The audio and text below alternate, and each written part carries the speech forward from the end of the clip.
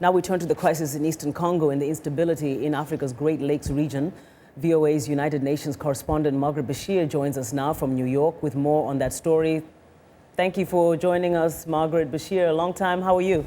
Hi, Demi. Good to see you again. Thank you so much. Well, a lot of developments, a lot of discussion taking place at the UN Security Council today. Can you just fill us in on what happened?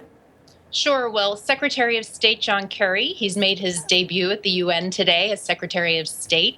He's chairing a special high-level, ministerial-level meeting of the UN Security Council about the DRC and the Great Lakes. The U.S. holds the rotating chairmanship of the presidency of the Council this month. That's why he's chairing it. And the U.S. initiated the meeting as well. And the main thing so far that he has said this morning, the meeting's still going on, is that he's very concerned about external support for rebels in eastern DRC. Now, he didn't name Rwanda, but I think it's clear that that's who he's, pointing the finger at. And what is expected to come out of some of these accusations, or at least allegations, against the funders?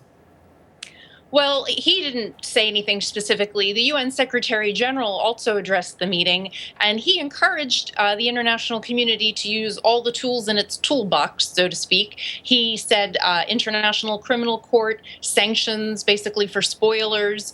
These are things that even development assistance, holding up development assistance, these are ways to put pressure on actors that are supporting rebel groups inside eastern DRC.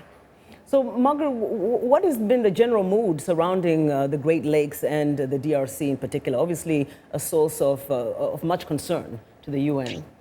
Yeah, absolutely. I mean, the DRC is such a huge country. And as the foreign minister said himself this morning, more than 6 million people have died in years of conflict in this country. So, it's not just affecting the DRC, of course, it's affecting the entire region. It's causing refugee crisis and humanitarian crisis in other countries. The Ugandan foreign minister is here today, and he said, I believe the number was 66,000 Congolese people have crossed into Uganda since the recent fighting began again. So for them, it's a concern as well.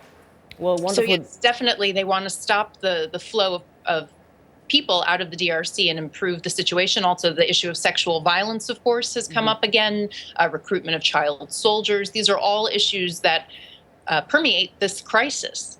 Well, very happy to hear that it's getting this high-level attention. Thank you so much, Margaret Besheer, joining us from the UN in New York.